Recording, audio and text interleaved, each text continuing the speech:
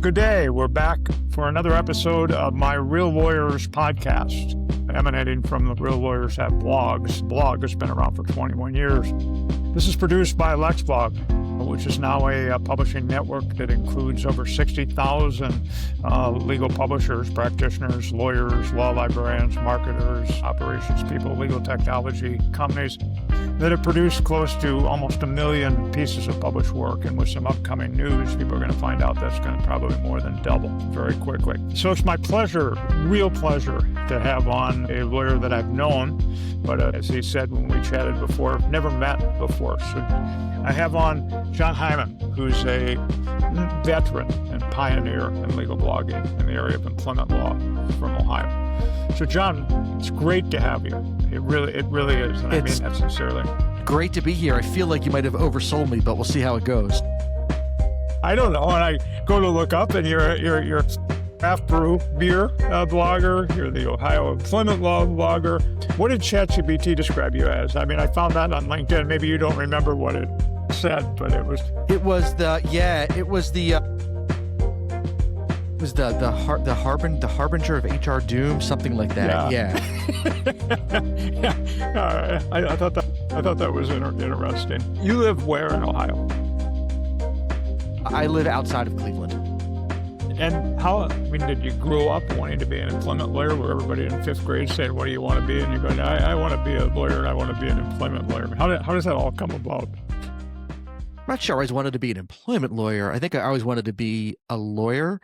I was the debate and mock trial kid in high school and Model UN kid growing up. I went to college knowing I wanted to be a lawyer. We have an ongoing debate in my house with one kid in college now and another on the way to college shortly about the benefits of a liberal arts education. And I went to college as a history and philosophy major. And my wife is like, if my kids wanted to major in history and philosophy, we would not be paying for them to go to school. You need to graduate college with a skill that you can turn into a career. And I agree with that. But I knew I was going to law school, so I wasn't going to be a philosopher or a historian or a history or philosophy professor. I was going to be a lawyer. So I think I always knew I was going to be a lawyer. I'm not sure where the employment law came from. Parents were both school teachers. I grew up in a union household, and now I obviously practice on the management side. And so my natural kind of inclinations lean the other way. But maybe it was growing up in a union environment and walking the picket line with my parents when the schools would go on strike. Maybe it was some of the lousy jobs I held as a teenager and as a college student, teaching me the ways of kind of what not to do as an employer and how not to treat your workers. Or maybe it's just the fact that I think, if I can put on my philosopher hat for a second, like we sleep 8 hours a day, ideally. We work 8 hours a day, ideally. But realistically, like we spend more time, like the plurality of our time is spent at our jobs. Yeah. And it touches it touches our lives more. We see our coworkers more than we see our spouses and our kids. And it's just so intrinsic. Like for better or for worse, we Americans define kind of who we are by what we do for a living. And I've always found that to be really interesting. And so maybe that was the natural path into being an employment lawyer. So that's a very long-winded way of saying, like, I'm not really sure, but it's probably a combination of all of the above. My parents didn't have as much faith in that I would get into law school. So I was cheerleaded in to get the business degree, which was a total waste. And I'm a big believer, like you are, that the liberal arts degree is the most worthwhile, to have that sense of history, be able to write, learn the arts, this type of thing. You'll figure out where you're going to go later on, because you certainly don't know now. No, what 18-year-old kid knows what they want to do for the rest of their lives? So you give them the tool set to be successful in whatever they do, and then let them figure it out. That's the way I look at it. So I was at a dinner, and it was all large firms and their operations people. And so I was sitting next to, wonderful woman talking about things, but somehow it came up to the uncertainty for our children today. And I said, God bless the fact that I've got 5 healthy kids that are all, older and out of college and, have some worthwhile employment. But I said, well, how old are they? And I said something like, 15 and 11. And she goes, and obviously they need to know exactly what they're going to do and have plans for that today. And I was like, really?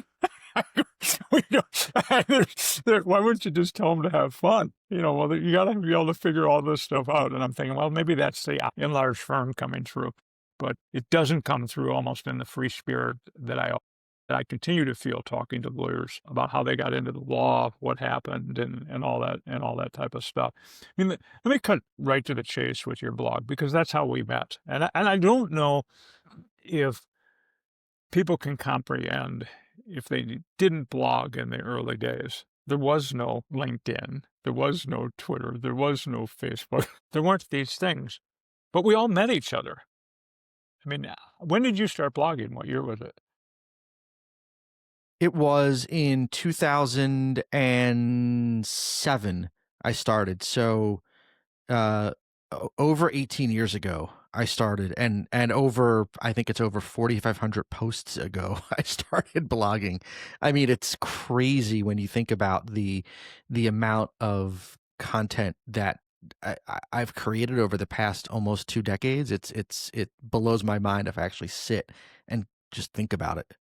But we met. I mean, somehow you got cited someplace that I was following. I heard about a good blogger in Ohio that was doing employment law, and lawyers got known because they were putting out something that was of value, even though I may not read that as an employer, because I'm not reading your blog, but I heard about you. And I would feel that if I needed to contact someone in Ohio on employment law, or tell somebody that somebody needs a lawyer in Ohio, I would tell them to give you a call. I Yeah, appreciate that. but I guess what I'm trying to express to people is they somehow think that this gets down to being in directories, having ads on Google, rankings and search, and all that type of stuff. Publishing and blogging actually puts us on the map, and we get known. I don't know There, how you would describe it to other people today. Yeah, I mean, look, there's a million and one ways to develop business as a lawyer, and is what they don't teach you in law school, and they should, is the importance of business development to your career as an attorney. And that if you want to be, at least if you want to be successful in private practice, you got to be able to develop business in some sense or another in most cases.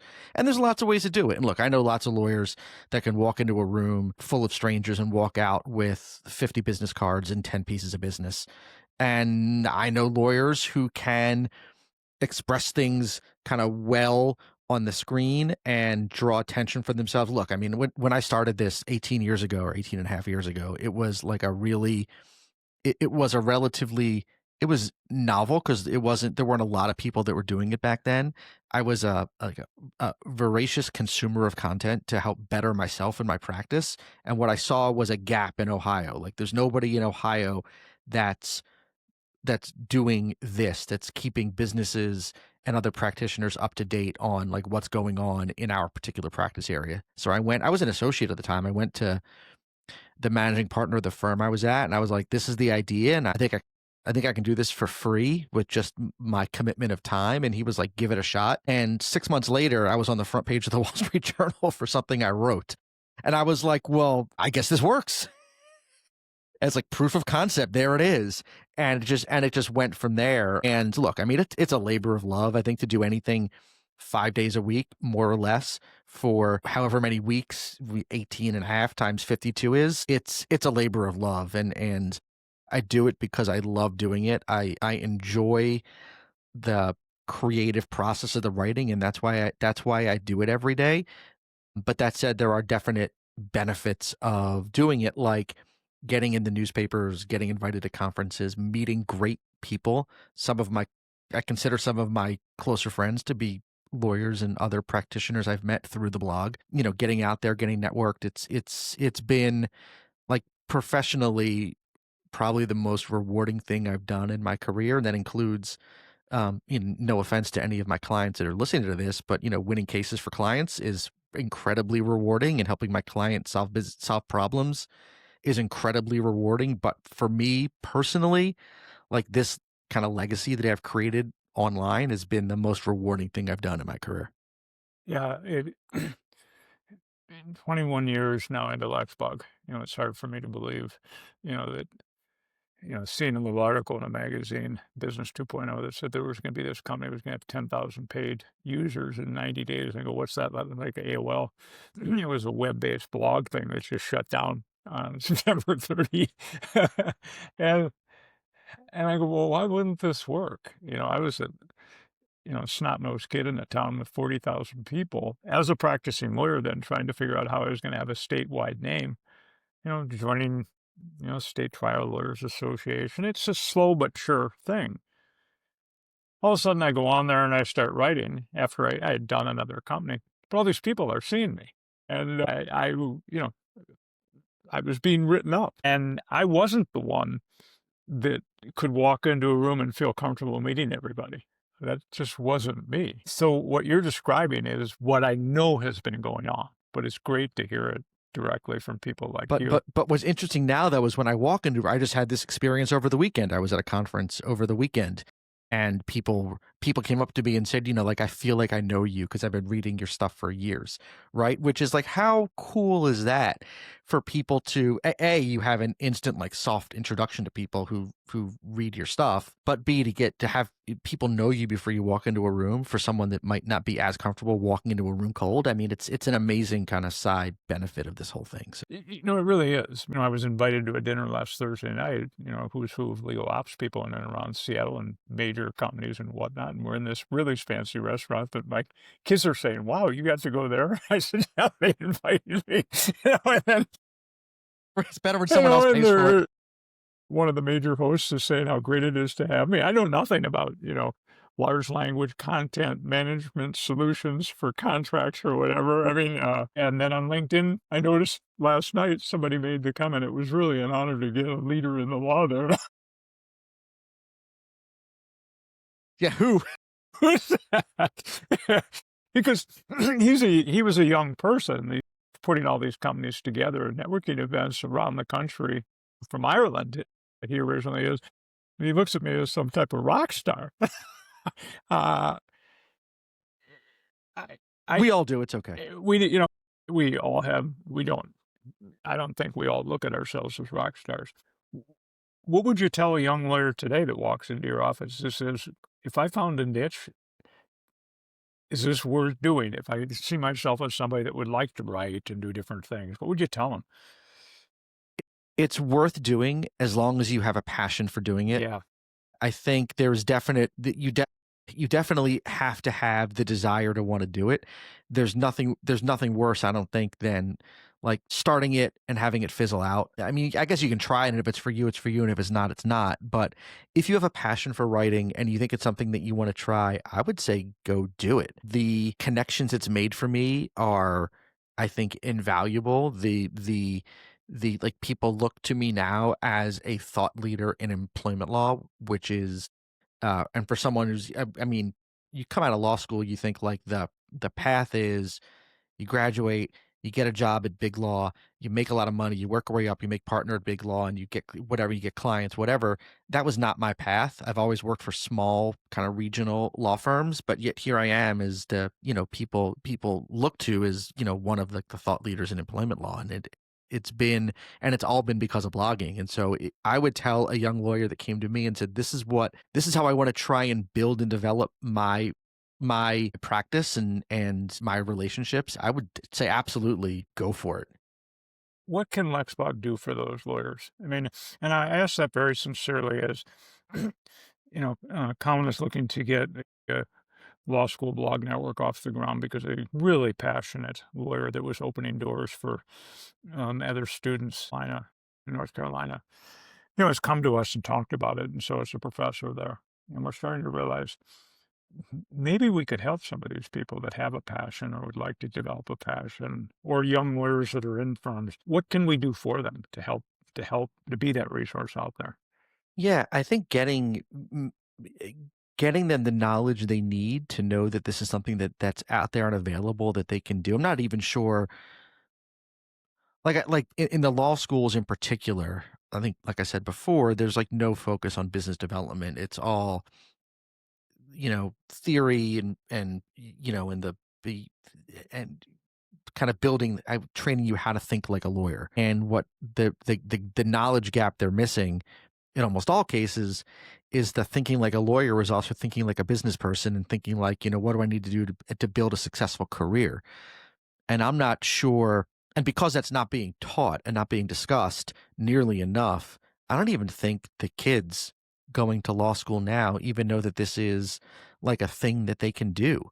So just getting out in front of students to have the conversation with them to say, A, this is something you should be thinking about. And B, when you're thinking about marketing yourself, marketing a practice, developing business, don't forget to think about blogging as something that can help you do that, that can build a base of knowledge, that can help you open doors. Because I'm writing every day, I'm also consuming a ton of content, which then makes me like really up to date and knowledgeable in my practice area, right? To my clients, even if they're not reading my blog, and if you're watching, why aren't you? But they call me with a question, and I don't have to go off to the internet for a week to research the answer. It's an answer that I've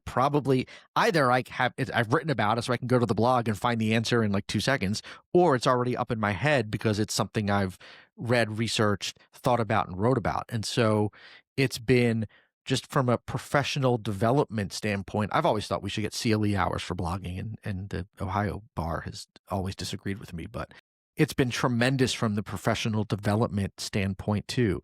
So getting in front of law students so they just understand all of the benefits from a business development, marketing, professional development skills standpoint that they have to gain by delving into this as something they can do, I think would be really, really great for the kids in the law schools. Where'd you go to law school? Case Western here in Cleveland. That's how I ended up in Cleveland. Yeah, that's good for you.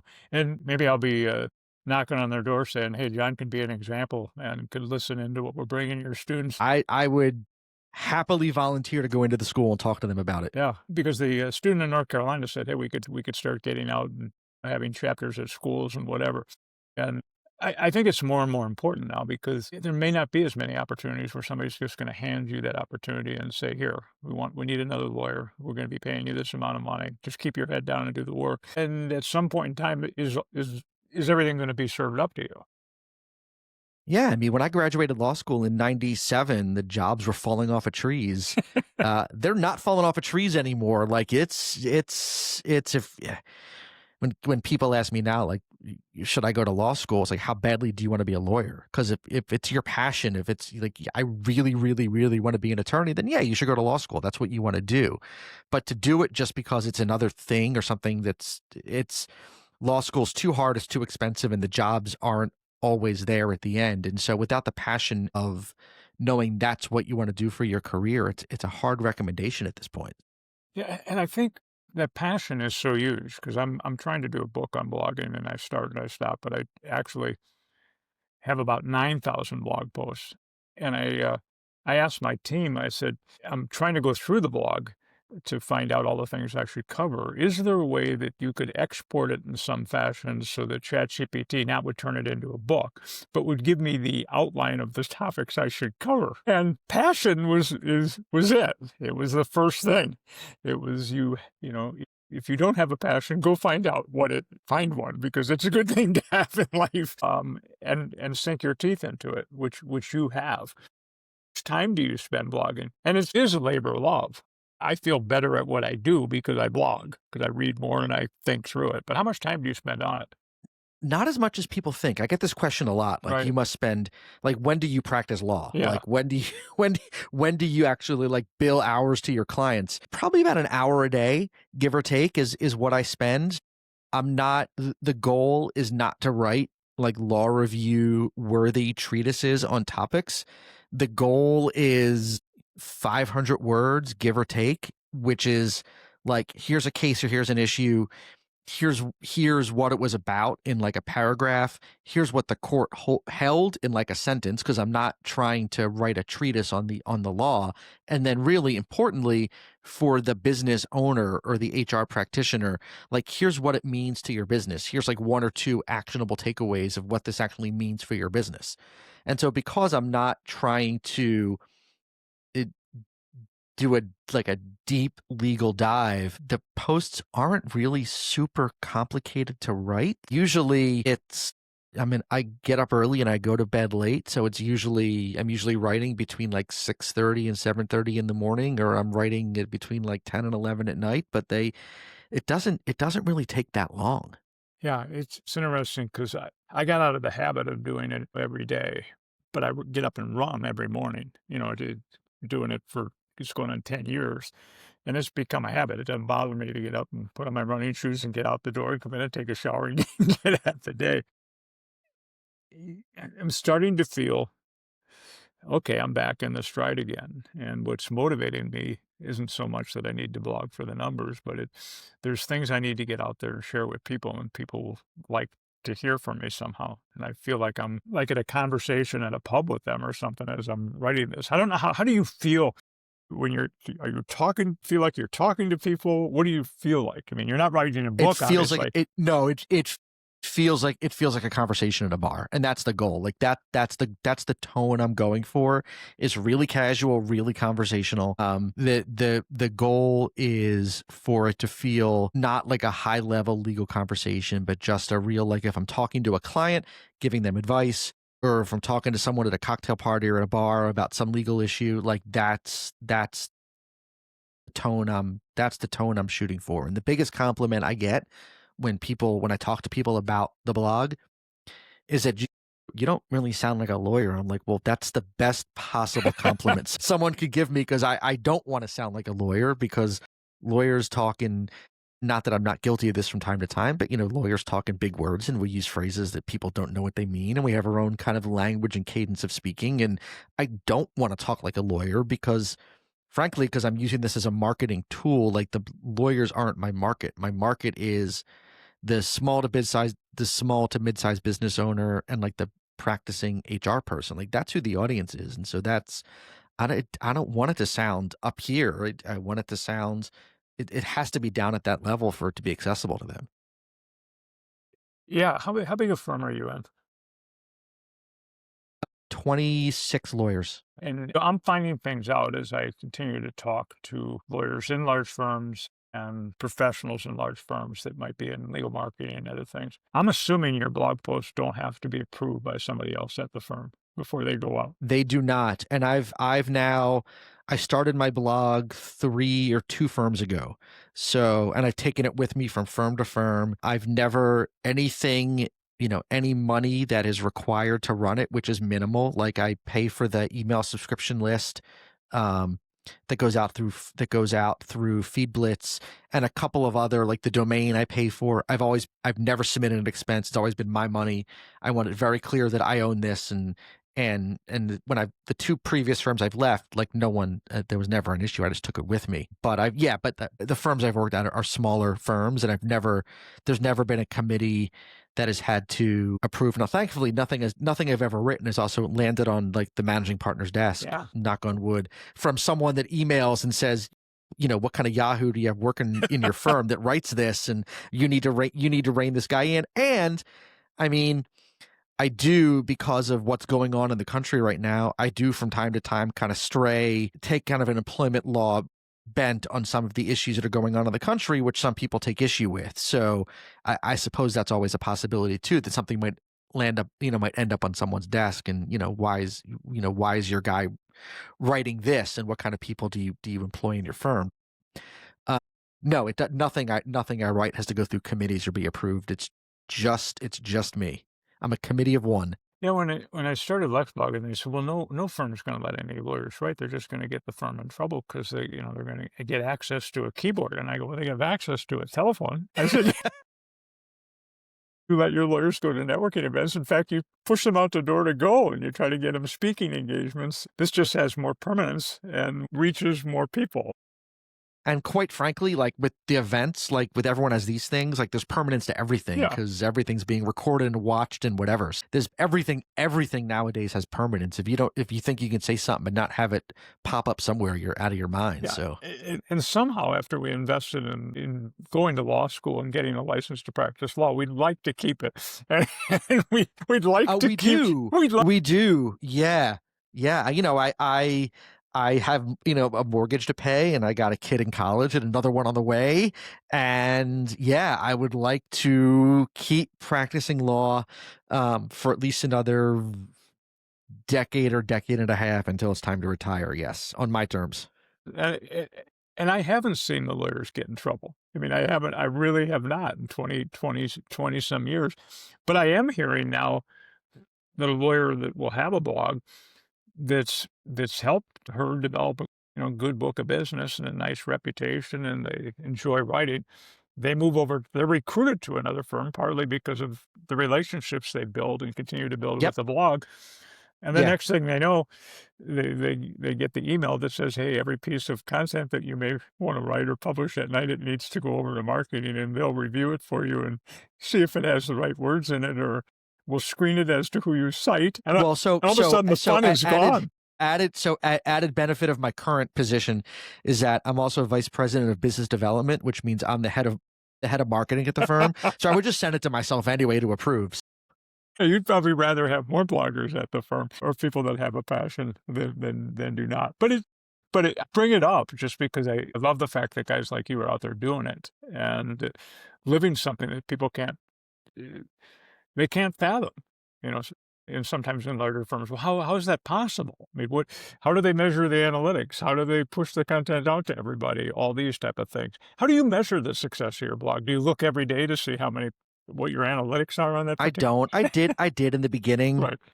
Probably for the first bunch of years, I did look every day to look at the analytics and look at who's visiting and look at how many times the emails were opened and all that. I don't anymore. Just every now and again, the phone rings or I get an email from someone who read something that I wrote who wants to talk about a potential engagement. Or I get invited to a conference or to speak on a webinar or whatever. And that's how I measure the success. I don't get caught up in the analytics anymore because I don't know, frankly, I don't even know what they mean, right? Like I write something that I think is amazing and, it gets 100 email opens and I get something that I like toiled over for a week. And then I write something that I just slapped together in 15 minutes and it goes viral. Who the hell, who knows? So I don't get wrapped up in it at all. I measure the success by the opportunities it creates. If I sat down and really thought about like dollars in the door in terms of time over years, I'm almost certainly in the red. So I don't have that conversation with myself, but it's really opportunities and it continues to do that. And so I will continue doing it because A, I enjoy it, but B, it keeps opening doors for me. So Yeah, it's not bad. It takes that away. You started something called the annual Worst Employer Series along the way. What prompted you to do that, and how does that come about, and how does it continue to live? yeah, so like 7 or 8 years ago, I was noted.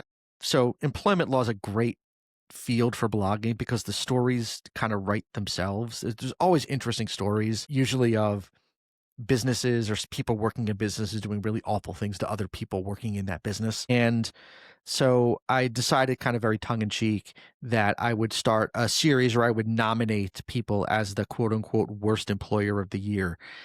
Then write a little post about, this is what they did and this is why they're one of the worst employers of this particular year. And then at the end of the year, I'd kind of put them all together and run like a survey monkey, and people can go vote.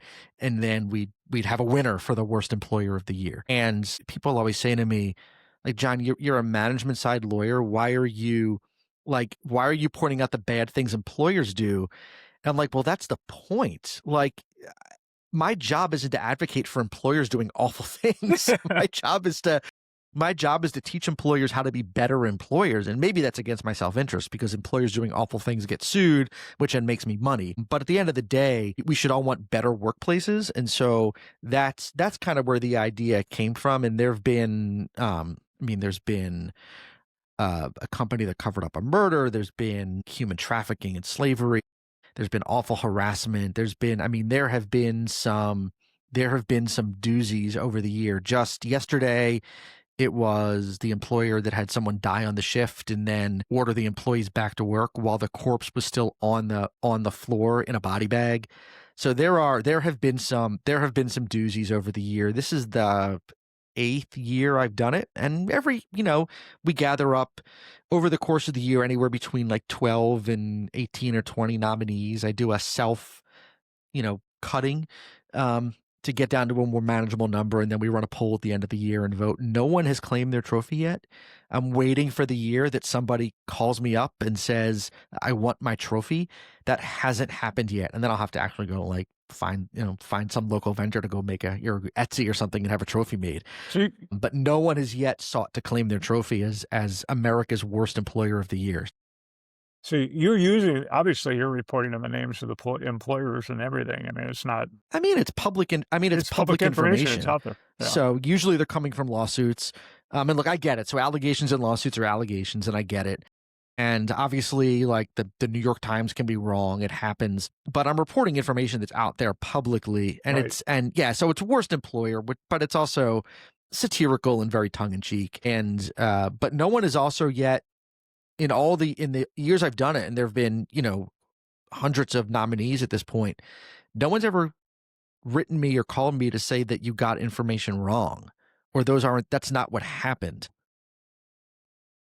Go figure. I mean, I feel I'm going to keep doing it because people like it and it's fun, but I think it's important to kind of put a spotlight on these really, really awful things that companies do, just to point out that we as business owners, I think, have a responsibility to try to do better. Yeah, it's interesting. As I started doing a podcast, it's really just become a conversation with people. I walk away with inspiration.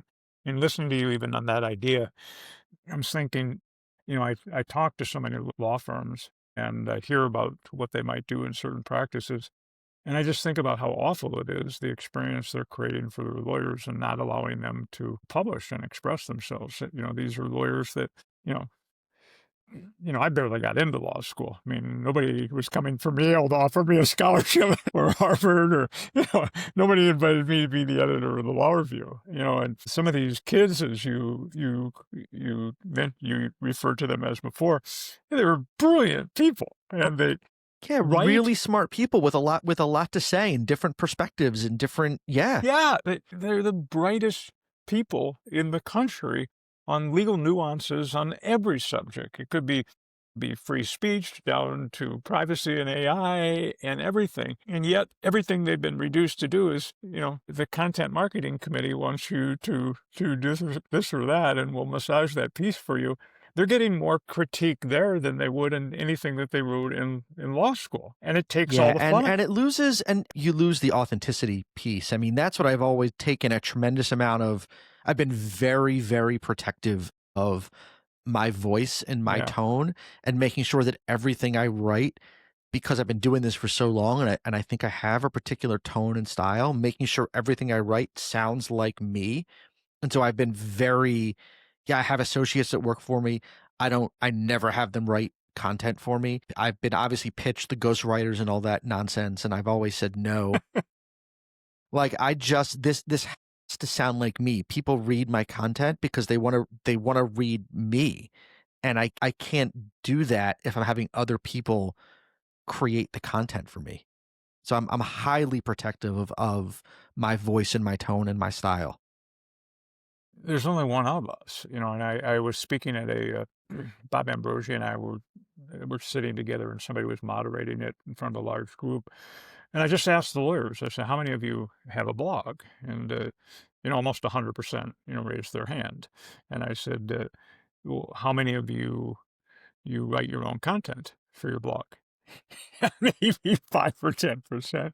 I said, where do you get your content for the blog?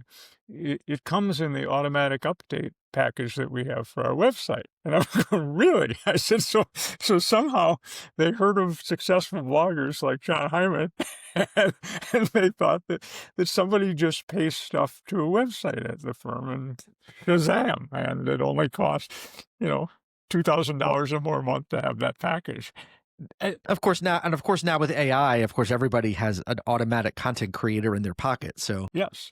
And it sounds like it. And Colin posted something about some term, and I saw it at Harvard wrote about it. I saw an email from my HOA. I looked down at the list of things that they shared, and I go, well, I was doing some research to get on that subject. I didn't know somebody would turn it well, into an email to the entire all the unit owners. Have you experimented not with the use of ChatGPT to write your content or AI to write your content, but do you use AI to help you facilitate whether it's research or different things like that or anything associated with your Research blogging? sometimes like ideas to write about. Research for sure. Image generation, although people give me crap for that too. Like, oh, why do you keep using AI images? Well, because I don't want to get the copyright cease and desist letter from someone because I Right. cribbed their image off the internet, and on ChatGPT, I don't have to worry about that, and it creates good, useful images for me. So image generation, absolutely. Most of the images now that I'm using are created through ChatGPT. Some minimal copy editing because I'm a horrible proofreader. So I will have ChatGPT usually proofread content for me and give me like fixed spelling errors and punctuation because I'm historically terrible at that. And I used to get like a couple emails a week from people or messages a week from people saying, do you know you have, like there's a typo in your headline or and I'm like, well, yeah, okay, thanks, I'll fix it. Thanks for copy editing for me. So now I can have the algorithm do that for me but so that's how it's used that's how I use it kind of day to day.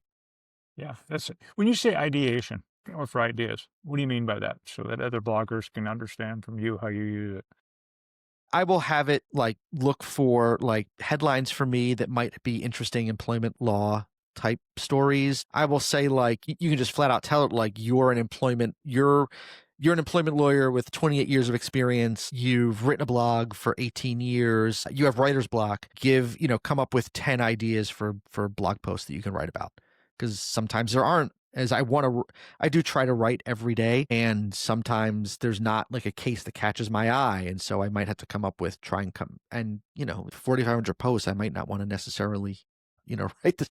I'm trying to find new things to write about, not just rehash old content. So I do have it give me like post ideas every now and again. The copy editing and the image generation. Although I do have a bone to pick with ChatGPT. Everybody says that you can tell AI generated content because ChatGPT loves using M dashes when it writes. And I will say, if you go back through my archives, I've been using M dashes for 18 years.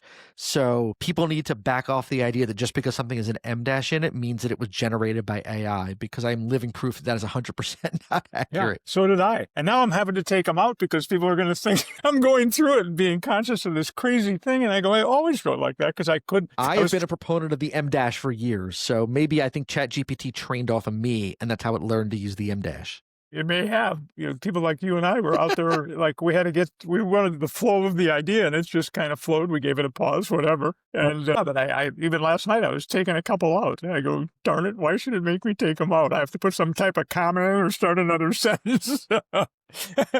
The last 2 nights I did something I've never done. I mean, I'm old enough to remember when we used to dictate and we had cassette tapes and we carried a dictaphone around in a leather case like this in your car or on your desk. And you were blessed enough to have somebody as talented and caring enough about the law to transcribe it faster than I could talk. Well, I push the little button on Google Docs, which I never did with the microphone, and I'm reading, something over here, an article that I found fascinating, and sharing it and then giving my quick take. And I'm push the button and I copy and paste it over in ChatGPT. And I said, I don't want you to change the tone or any of this, but just to put some punctuation in. Yeah, that's what I'm saying. Because it does copy edit really well. And it did. So then last night, then I copied it in. I made my revisions because some of it didn't have the right word exactly but the blog post was done in like 25 minutes, but it was everything me. And in fact, it was more everything because I was passionate about some stupid thing I was reading, and I just felt like I had to share how stupid it was right then. So there's all these things that they're not tricks. They're things that we can leverage that we didn't have before, I guess is the way I'd put it. Absolutely. Yep. Yeah. What has your family thought of your blogging over the years? I mean, it has to have come up. You're doing what? Or No, they love it. Cause look, I mean, look, I've written about my family for years on the blog, either on because it helps illustrate like an actual like employment law type issue, because that does happen from time to time, or just because I like to write about my family and it's helped me keep a diary too. Fridays on the blog are always, I've called it for years, what I'm reading this week. It's just a list of links that I share every Friday.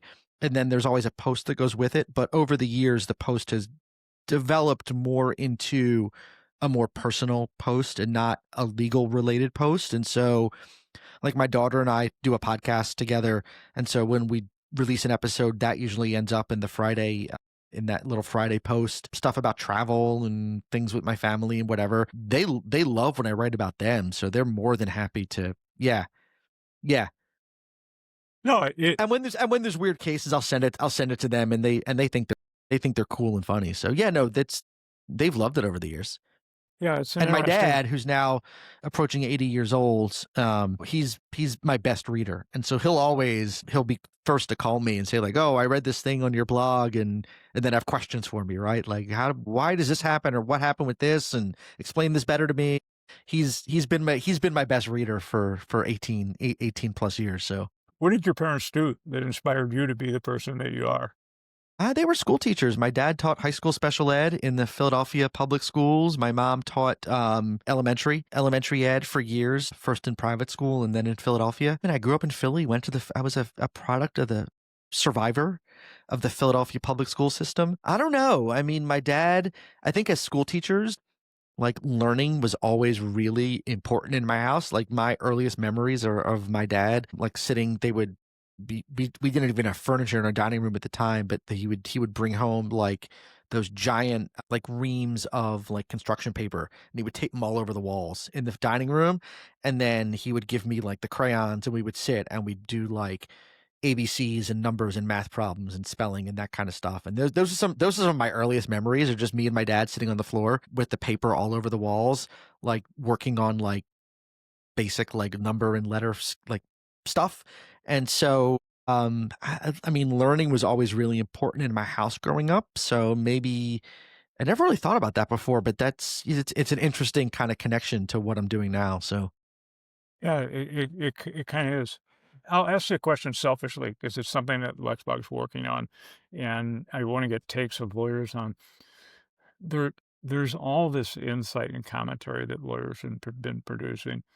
When I first started Lexbug, and people like you were out there blogging, and I realized, my God, this is the stuff.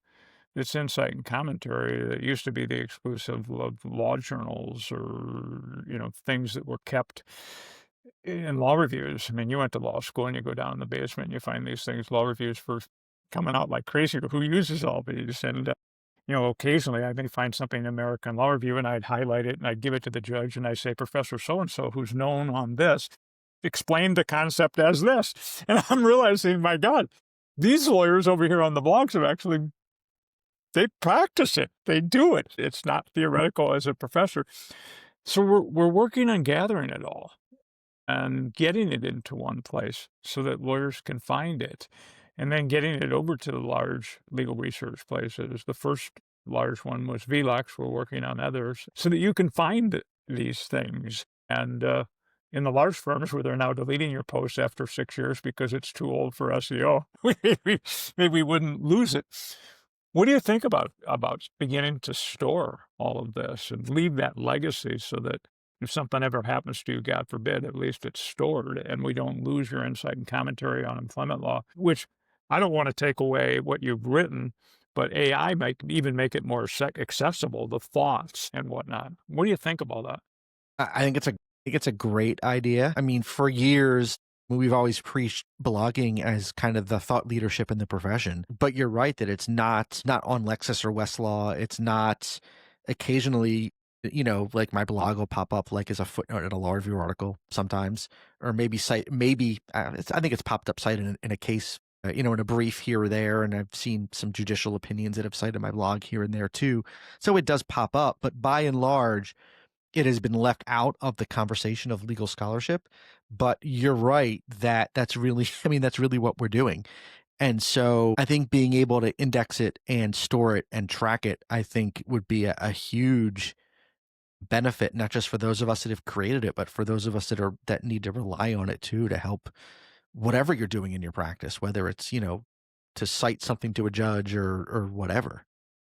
Yeah, and be able to call Jon Hyman. All of a sudden, I'm sitting here 10:30 last night pulling my hair out on something because I did that as a lawyer. You go, oh my God, I got to find something that responds to this.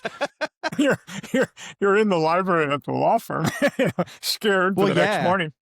There's no worse feeling than writing something in a brief where but I will tell you, and you talk about ChatGPT, like I read a case 20 years ago and I said to ChatGPT, and I searched Lexis for it, I couldn't find the case, couldn't find it. And so I said to ChatGPT, I'm thinking of a case I read, it was probably around in this bracket of years, and there was a quote in that case about this particular thing. Can you see if you can find the case for me? And it found it like that. And it was Really? it was the exact case I was thinking of. And no matter what search term I put in, Lexis or Westlaw, I could not find it, but ChatGPT found it for me like that. It was crazy.